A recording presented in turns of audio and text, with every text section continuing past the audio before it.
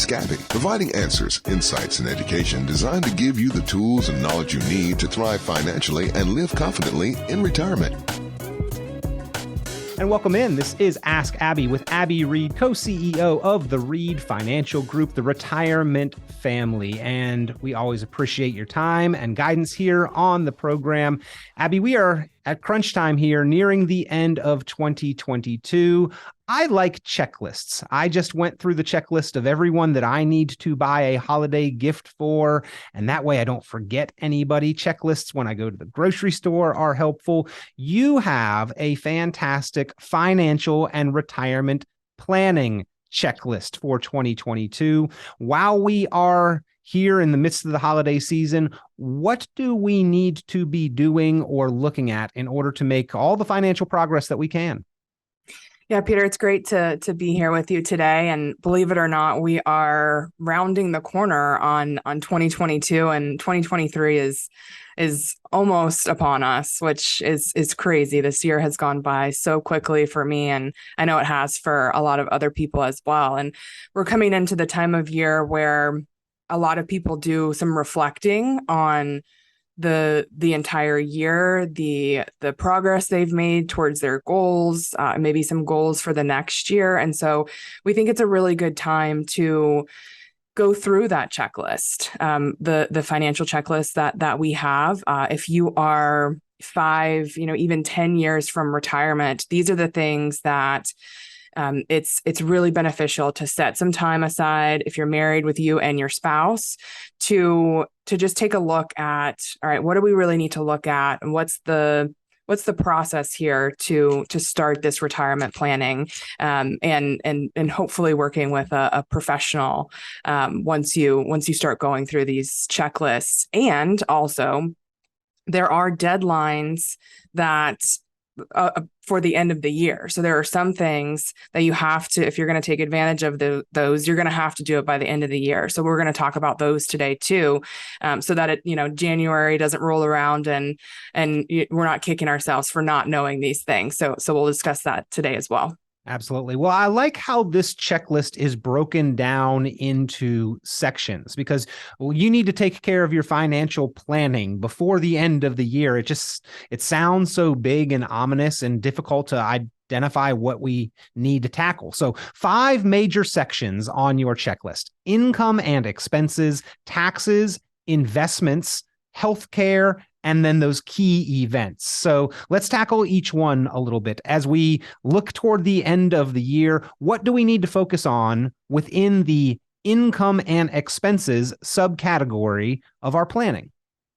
So the first thing that we always do with our clients when we're looking at their current retirement plan or we're helping them build a retirement plan is income and expenses. So that's going to be really the guide for the rest of the plan. A lot of times people accidentally focus on the investments first. And really what you need to do is figure out, how much income am I going to have in retirement? How much income do I have right now if I'm still working that is going to need to be replaced? What are my other income sources in retirement? And then what are my expenses? So what we do is start with, what are your current expenses? And do you want to maintain the same lifestyle that you have right now? Do you want to be able to travel more because you're not going to be working? If so, we need to account for that in the expense category. So that's what we do and help our clients with is really get down to, what do you want your retirement to look like, and what income is going to need to be generated to be able to help you reach those goals. So that's always the first step that we take with our clients. And then map out or review your written income plan for generating that retirement income. And of course, category number 2 is included within that written income plan: taxes. We know that taxes are a large expense and something nobody is really fond of, but we need to address it and we need to control it where possible. This one also, by the way, does have some year-end deadlines that fall into that key events category that we'll tackle in just a moment. But when reviewing our year-end tax situation, what should we be doing or considering, Abby?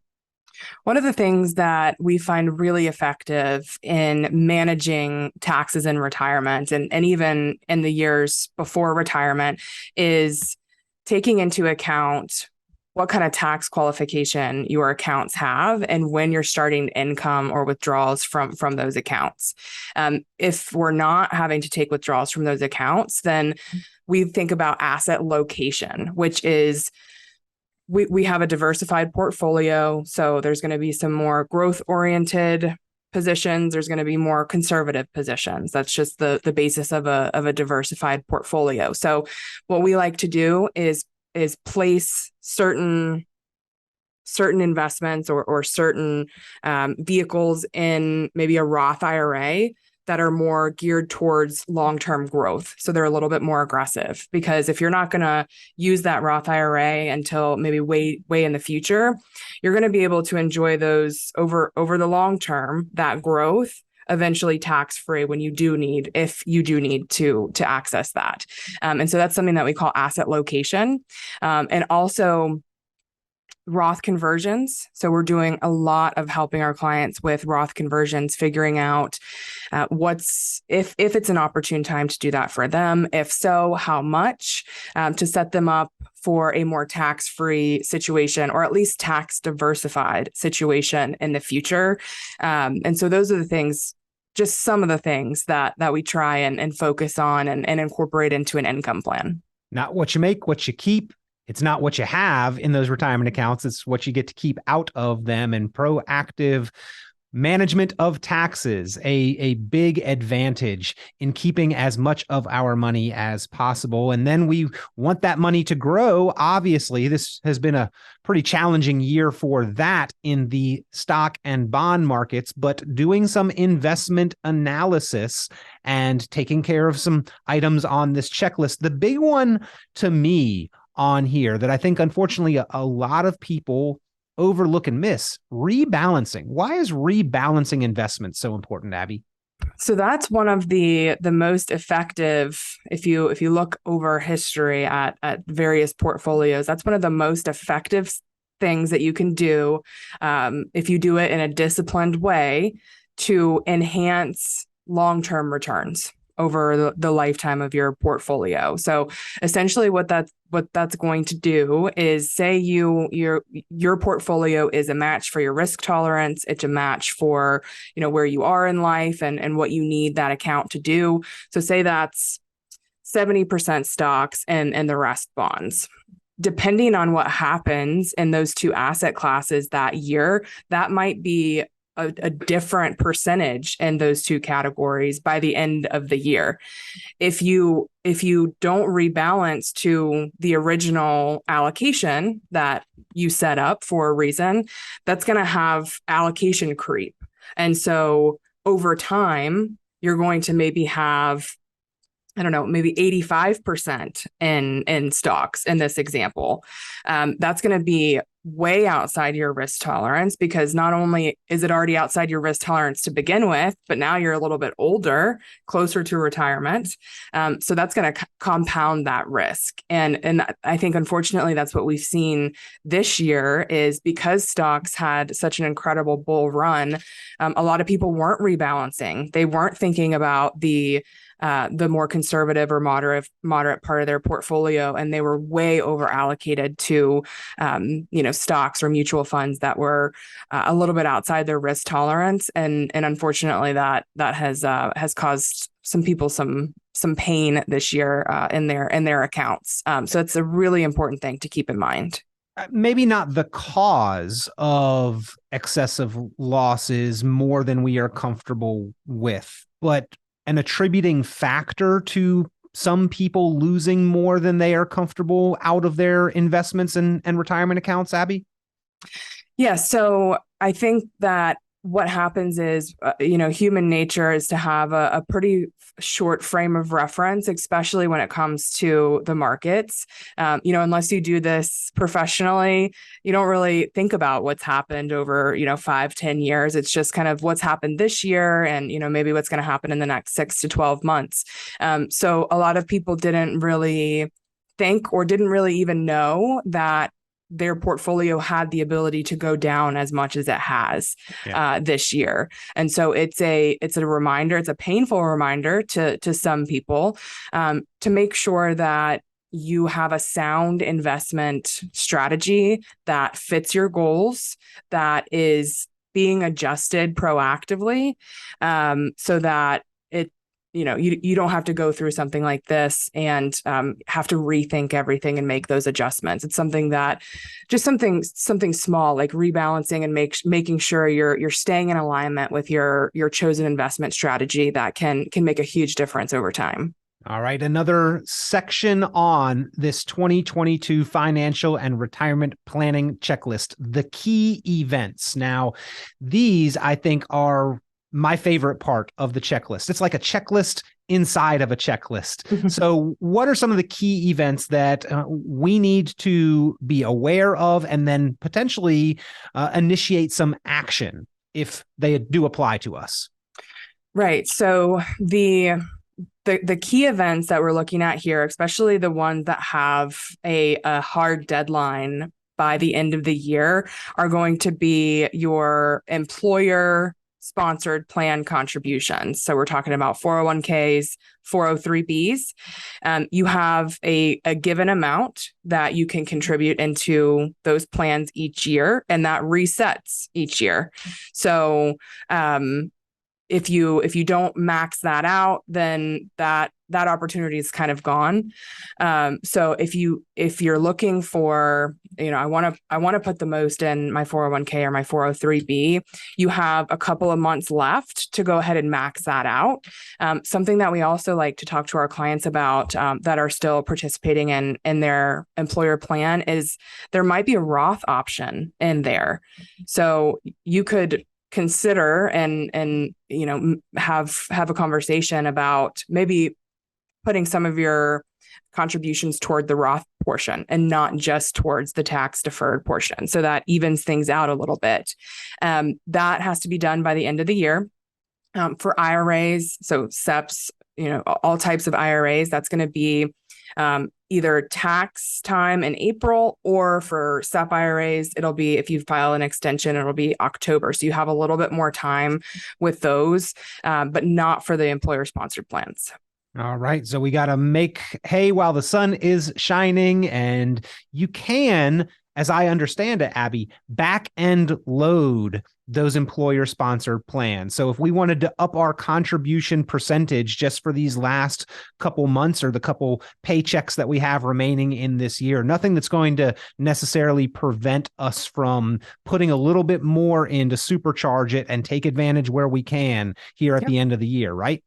Yep, exactly. So you can bump up that contribution, take a look, and if you're not set to max it out, you can go ahead and make those changes now. They will gladly do that for you. Whoever the custodian is, or your HR department, you can reach out to them. We're helping our clients figure this out as well. And then for those that are 50 and over, there's another opportunity, an additional opportunity to do catch-up contributions.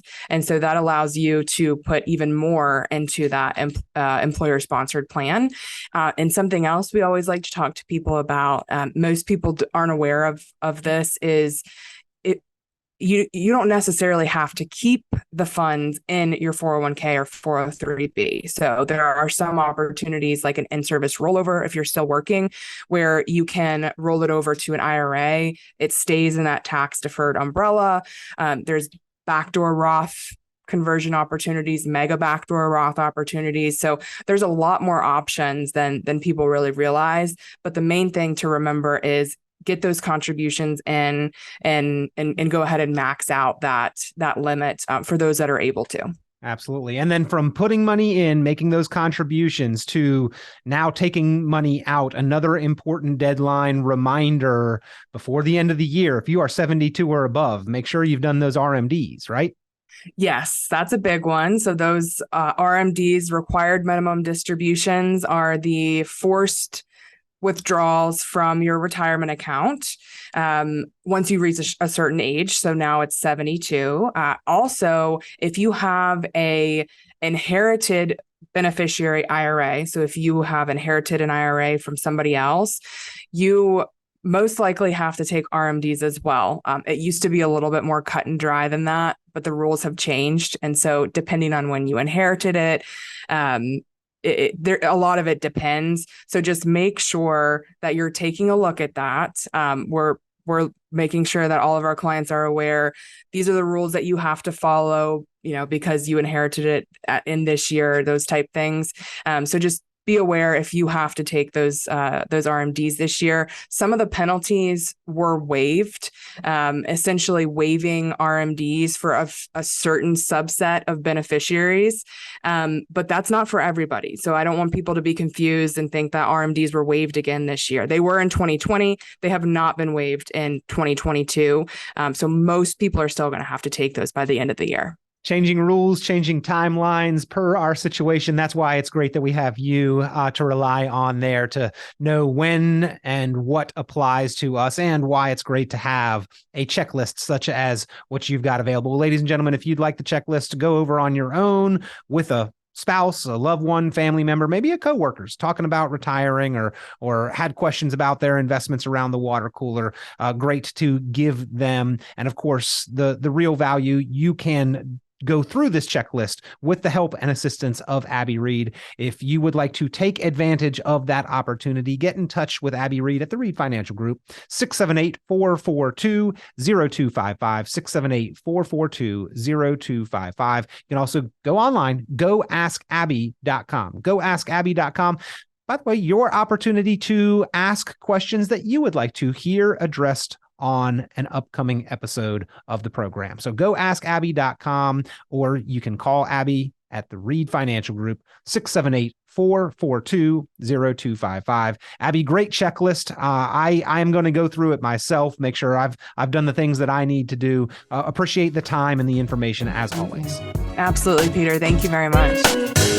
Here to answer your financial questions, visit the website goaskabby.com for show resources and to submit your questions and get answers, or to schedule your complimentary financial investment and retirement planning strategy session. You can also reach out to Abby directly at 678-442-0255. That's 678-442-0255, or at goaskabby.com. Investment advisory services offered through Brookstone Capital Management, LLC, BCM, a registered investment advisor. BCM and Reed Financial Group are independent of each other. Insurance products and services are not offered through BCM, but are offered and sold through individually licensed and appointed agents. Third-party ratings and recognitions are no guarantee of future investment success and do not ensure that a client or prospective client will experience a higher level of performance or results. These ratings should not be construed as an endorsement of the advisor by any client, nor are they representative of any one client's evaluation.